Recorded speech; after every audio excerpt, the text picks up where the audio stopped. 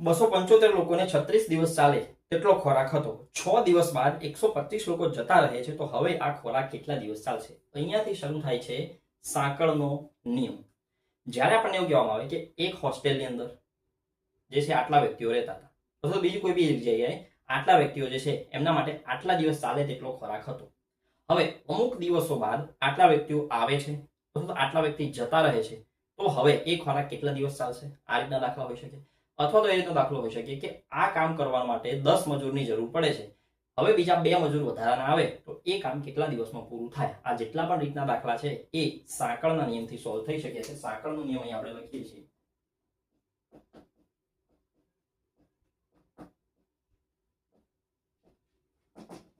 એમ D H છેદમાં W. એમ એટલે કે માણસોની સંખ્યા, કેટલા વ્યક્તિઓ છે. ડી એટલે કે દિવસની સંખ્યા, કેટલા દિવસમાં કામ કરે છે. એચ એટલે જો આગળ કલાક આપ્યા હોય તો આપણે લખીશું, ના આપ્યા હોય તો કંઈ વાંધો નહીં. નીચે ડબલ્યુ એટલે કે કામ, કેટલું કામ કરે છે. ચલો આ આધારિત આપણે ગણતરી કરીએ સાંકળના નિયમના અનુસાર. તો દાખલા નંબર 1 આપણે જોઈએ છે. 275 લોકોને 36 દિવસ ચાલે તેટલો ખોરાક હતો. એટલે એક જગ્યા ઉપર 275 લોકો રહે છે. ઓકે, ચલો હવે અહીંયા આ એક જગ્યા છે, ત્યાં 275 માણસો છે, અને આ 275 માણસોને 36 દિવસ ચાલે તેટલો ખોરાક આ લોકોની પાસે છે. હાલ 6 દિવસ પછી, અહીંયાથી આપણે આમ આગળ જઈએ કે 6 દિવસ બાદ, અહીંયા 6 દિવસ થઈ ગયા, 125 લોકો જતા રહે છે. એટલે 125 અહીંયા જેટલા માણસો છે એમાંથી 125 લોકો જ્યારે જતા રહે તો અહીંયા કુલ 125 આપણે આમાંથી માઇનસ કરીએ તો વધશે 150 લોકો. હવે 150 લોકો વધ્યા તો આ વ્યક્તિઓને હવે કેટલા દિવસ ખોરાક ચાલશે? રાઈટ. ચલો હવે અહીંયા આ જે ગણતરી આપણે કરીશું એ કેવી રીતે કરીશું? સૌપ્રથમ તો આટલા લોકો છે અને આટલા દિવસ ખોરાક ચાલી શકે એમ હતો. 6 દિવસ કમ્પ્લીટ ચાલે છે બધું. 6 દિવસ પછી અમુક લોકો જતા રહ્યા તો કેટલા લોકો વધ્યા? 150 લોકો. તો એ 150 લોકો હવે કેટલા દિવસ જમી શકશે? એ જે ખોરાક આપણને આપ્યો છે એ, તો એ આપણે આ રીતે સોલ્વ કરીશું. M D H is equal to M D H. આ સૂત્ર આપેલું છે, એચ ની જરૂર નથી, કલાક આપણને આપ્યા નથી, એટલે કે માણસ અને દિવસો. ચલો હવે આપણે અહીંયા વિચારીએ કે 275 માણસો છે, એમની જગ્યાએ ડી ની જગ્યાએ શું લઈશું? કેટલા દિવસ ચાલશે? તો જવાબ આવે છે 30. કેવી રીતે? 36 લખવાના નથી. આ તો શરૂઆતની વાત છે કે શરૂઆતમાં આટલો ખોરાક ચાલી શકે તેમ હતો, પણ 6 દિવસ પૂરા થઈ ગયા ને, 6 દિવસ પછી આની વાત કરીએ છીએ તો 6 માંથી માઇનસ કરવા પડે, તો આ 6 માંથી નીકળી ગયા. તો હવે 275 માણસોને 30 દિવસ ચાલે એટલો ખોરાક હતો, હજુ એટલો ખોરાક હતો, અને આટલા લોકો જતા, આટલા લોકો જે છે હવે નીકળી ગયા. તો હવે કેટલા માણસો છે સામે? 150. તો આ 150 લોકોને કેટલા દિવસ આ ખોરાક ચાલી શકે? 30 50 અને 5 વડે જરાનો છેદ ઉડાડીએ, પાયો પાયો 25 અને બીજા એક 5, તો કુલ જવાબ આવે છે 75. તો આ 150 લોકો જે છે હજુ 75 દિવસ સુધી જમી, સોરી 55 દિવસ સુધી જે છે જમી શકશે. તો જવાબ આવે છે ઓપ્શન નંબર બી 55. 500 લોકો માટે 40 દિવસ ચાલે જેટલો ખોરાક હતો. 300 નવા લોકો આવી જતા, તે ખોરાક હવે કેટલા દિવસ ચાલશે? ચલો 500 લોકોને 40 દિવસ ચાલે તેટલો ખોરાક હતો, એટલે 500 વ્યક્તિઓ છે, 40 દિવસ ચાલે એટલો ખોરાક હતો. હવે નવા કેટલા વ્યક્તિઓ ઉમેરાય છે? તો નવા ઉમેરાતા વ્યક્તિઓ છે 300 નવા લોકો આવે છે, તો હવે વ્યક્તિ કેટલા થઈ ગયા? 800. 800 વ્યક્તિને કેટલા દિવસ ખોરાક ચાલે? અહીંયા વચ્ચે કોઈ દિવસ લખ્યા નથી. શરૂઆતમાં આટલા હતા અને હવે આટલા આવી ગયા, ડાયરેક્ટ એ રીતની વાત છે. આટલા દિવસ પસાર થઈ ગયા પછી વ્યક્તિઓ આવ્યા એવું નથી, તો આપણે અહીંયા કોઈ વચ્ચે લખવાનું નથી આવતું.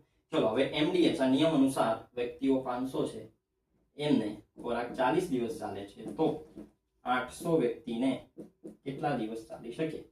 0 0 બંને બાજુથી કેન્સલ, 8 પંચા 40, દિવસની સંખ્યા પાયો પાયો 25. તો આ વ્યક્તિઓને જે છે 800 વ્યક્તિઓ જે છે એ 25 દિવસ સુધી જે છે જમી શકશે. ઓપ્શન નંબર બી. નેક્સ્ટ, 20 મજૂર કોઈ કૂવો 20 દિવસમાં ખોદી શકે છે.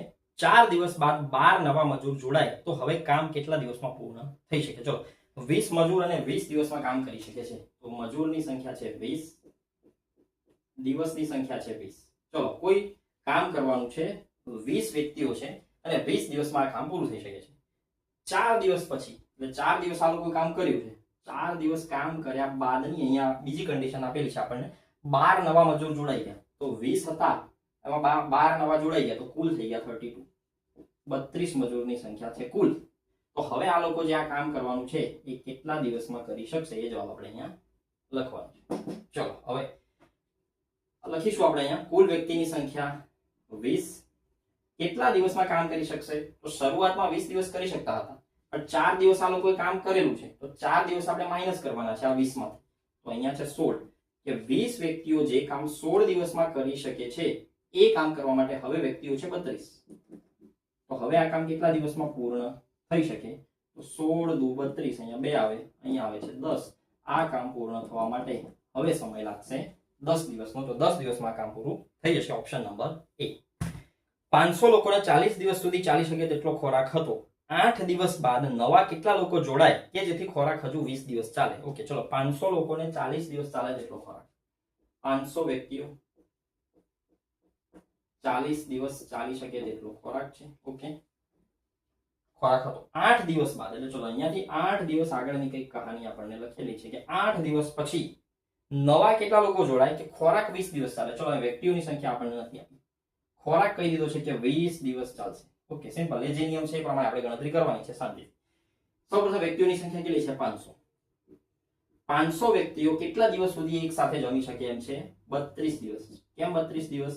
40 દિવસ સુધી જમી શકે તેમ હતા, પણ 8 દિવસ પછીની વાત છે ને, તો 8 દિવસ તો નીકળી જવાના, તો 32 અહીંયા આવશે. હવે નવા કેટલા વ્યક્તિઓ જોડાશે? તો અહીંયા વ્યક્તિની સંખ્યા આપણને ખબર નથી. 20 દિવસ સુધી ખોરાક ચાલે છે, તો 20 લખવાના અહીંયા. ચલો હવે જ્યારે આપણે છેદ ઉડાડીએ, 0 0 કેન્સલ, 32 છે અહીંયા લખીએ આપણે 16, અહીંયા 2 ડાયરેક્ટ ઉડી જશે, તો x બરાબર 16 પંચા 80 અને પાછળ 0. તો હવે વ્યક્તિની સંખ્યા થઈ ગઈ 800. તો શરૂઆતમાં વ્યક્તિ હતા 500, હવે વ્યક્તિની સંખ્યા થઈ ગઈ 800. તો કેટલા વધારાના વ્યક્તિઓ આવ્યા છે અહીંયા આગળ? 300 નવા વ્યક્તિઓ જોડાય છે. તો આ ખોરાક જે છે એ 20 દિવસ સુધી ચાલી શકશે. તો ફાઇનલ આન્સર જે આપણો આવે છે 300. અહીંયા લખ્યો છે 300. ઓપ્શન ની અંદર જે છે જવાબ આવે છે option number C, 300 is right answer. કેટલાક લોકોને 40 દિવસ ચાલે તેટલો ખોરાક હતો. 8 દિવસ બાદ 300 નવા લોકો આવી જતા ખોરાક 20 દિવસ ચાલે છે. તો શરૂઆતમાં વ્યક્તિઓની સંખ્યા શોધો. ચલો કેટલાક લોકો, અહીંયા કેટલાક લોકો શરૂઆતમાં છે આપણને ખબર નથી, તો આપણે ધારીએ x માણસો શરૂઆતમાં હતા. આ x માણસોને જે છે એ 40 દિવસ ચાલે તેટલો ખોરાક હતો એમની પાસે, 40 દિવસ. ચલો હવે ત્યાંથી આગળ જઈએ આપણે કે 8 દિવસ બાદ. ઓકે, અહીંયાથી 8 દિવસ બાદ જે છે એ અમુક લોકો 300 નવા લોકો જોડાય છે. એટલે અહીંયા કેટલા હતા આપણને નથી ખબર, પણ બીજા 300 લોકો આવી ગયા, એટલા માટે x વત્તા 300 માણસો નવા આવી ગયા. ચલો હવે કુલ વ્યક્તિઓ થઈ ગયા. ખોરાક જે છે કેટલા દિવસ ચાલે છે? જે છે ખોરાક ચાલે છે 20 દિવસ સુધી. તો અહીંયા જવાબ છે 20 દિવસ. ઓકે, ચલો હવે આ આધારિત આપણે ગણતરી કરીએ. તો શરૂઆતમાં માણસોની સંખ્યા x, કેટલા દિવસ ખોરાક ચાલી શકે એમ છે 40, પણ 40 લખવાના નથી કારણ કે 8 દિવસનું કામ થઈ ચૂક્યું છે. તો 40 માંથી 8 બાદ કરીને 32 બરાબર આ બાજુ વ્યક્તિની સંખ્યા x પ્લસ 300. કેટલા દિવસ ખોરાક ચાલે છે? 20 દિવસ. Okay, 32x is equal two 20 નો ગુણાકાર અંદર કરીએ 20x વત્તા 20 ગુણ્યા 300 6000. આ 20x જે છે બરાબરની આ બાજુ આવશે તો માઈનસ થઈ જશે. 32 માંથી 20 જાય તો 12x બરાબર 6000. તો x ની વેલ્યુ આવે છે 500. તો શરૂઆતમાં કેટલા માણસો અહીંયા હતા? 500. સાચો જવાબ આપણો જે આવે છે ફાઇનલ આન્સર ઇઝ 500. શરૂઆતમાં 500 વ્યક્તિઓને 40 દિવસ ચાલે જેટલો ખોરાક હતો. 8 દિવસ બાદ નવા 300 વ્યક્તિ આવી ગયા, તો આ ખોરાક જે છે 20 દિવસ ચાલશે.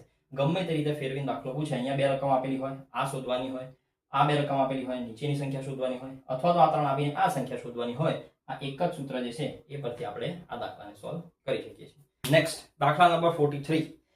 એક હોડીને પ્રવાહની વિરુદ્ધ દિશામાં 40 કિલોમીટર અંતર કાપતા માટે 2 કલાક જેટલો સમય લાગે છે. તો પ્રવાહની ઝડપ જો 4 કિલોમીટર પર અવર હોય તો હોડીની પ્રવાહની દિશામાં ઝડપ શોધો. ચલો અહીંયાથી જે છે લગભગ 3 થી 4 દાખલા હોડી અને પ્રવાહ આધારિત દાખલા શરૂ થાય છે. એ દાખલા શરૂ કરતા પહેલા આપણે એક કન્સેપ્ટ અહીંયા સમજીએ કે આ છે હોડીની ઝડપ. ઉદાહરણ તરીકે હોડી જે છે પ્રવાહની દિશામાં, હોડી જે છે જ્યારે સ્થિર પાણીમાં ઊભી છે અને એ હોડીની ઝડપ છે 10. હોડીની પોતાની ઝડપ છે 10, પણ જ્યારે એ પ્રવાહની સાથે તરવાની શરૂઆત કરશે તો પ્રવાહની પોતાની પણ ઝડપ છે. તો પ્રવાહની ઝડપ જે છે ઉદાહરણ તરીકે છે 2. તો હવે હોડીની ઝડપ કેટલી થઈ જાય છે? 10 + 2. હોડીની ઝડપ થઈ જાય છે 12. જો એ પ્રવાહની દિશામાં જાય તો, પણ જો એ પ્રવાહની વિરુદ્ધ જાય, જો એ પ્રવાહની વિરુદ્ધમાં જાય તો પ્રવાહની પોતાની ઝડપ તો 2 છે, હોડી 10 ની ઝડપે આગળ જાય છે અને પ્રવાહ 2 ની ઝડપે પાછળ આવે છે, તો હોડીની ઝડપ હવે થઈ જવાની છે 8. ખ્યાલ આવી ગયો? તો હોડીની સ્થિર પાણીમાં ઝડપ 10, પ્રવાહની સાથે એની ઝડપ કેટલી થઈ જવાની 12, કારણ કે પ્રવાહની ઝડપ 2 છે. પણ જો એ પ્રવાહની વિરુદ્ધ દિશામાં ચાલે તો એની ઝડપ જે છે 2 ઓછી કરવી પડે અને એ ઝડપ થઈ જશે 8.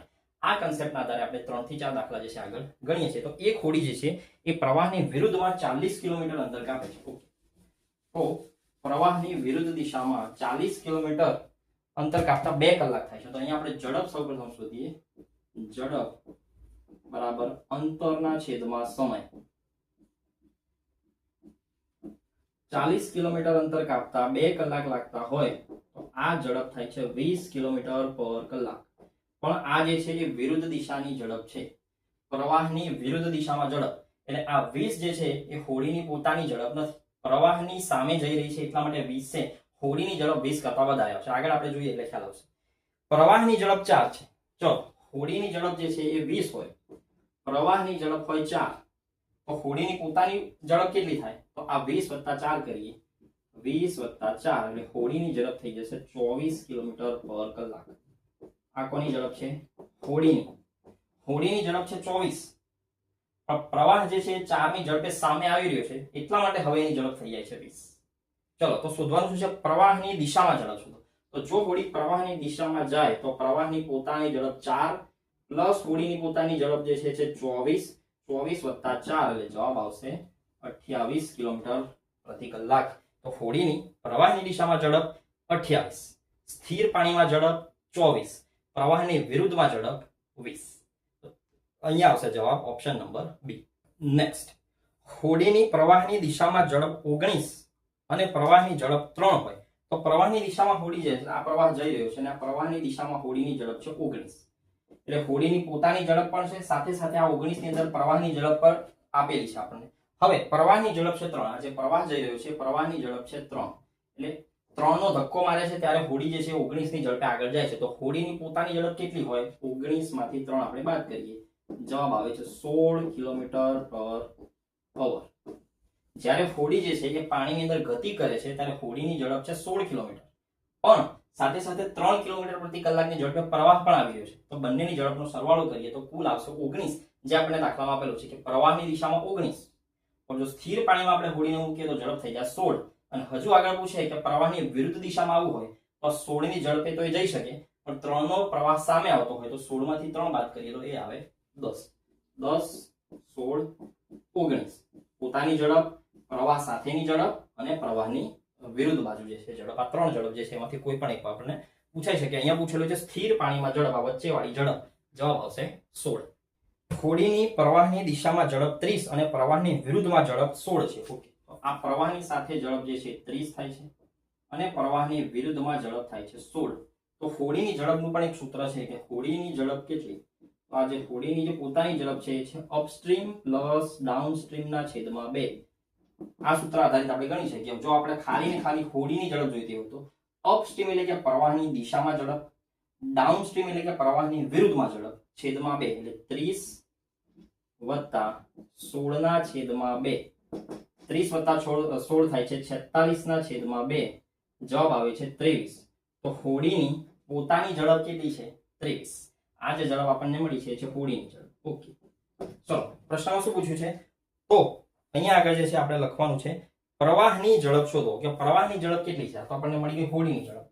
હવે આપણે અહીંયા વિચારવાનું છે કે એક હોડી 23 કિલોમીટર/અવર ની ઝડપે આગળ જઈ શકે છે.